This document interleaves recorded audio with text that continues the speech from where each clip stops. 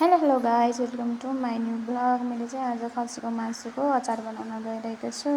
आज चाहिँ आगोमा बनाउन लागेको कारणले अलि कराई बसालेँ, कराईमा तेल हालेर मासु फ्राई गरेँ। मासु फ्राई गरेर रातो बनाएर भुटेपछि मैले मासुलाई निकालेँ अर्को भाँडामा।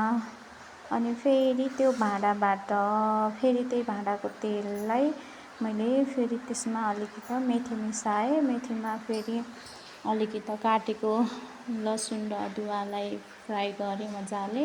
यतिको फ्राई भएपछि फेरि मैले चाहिए जति खुर्सानी हालेँ। अनि त्यसमा फेरि भुटेर राखेको पिसेर राखेको मसला हालेँ। मसला हालेर मासु हाल्छु त्यसमा।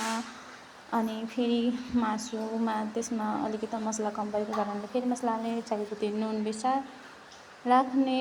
सबै राखेपछि यतिको हुन्छ। Thank you for watching. Bye by.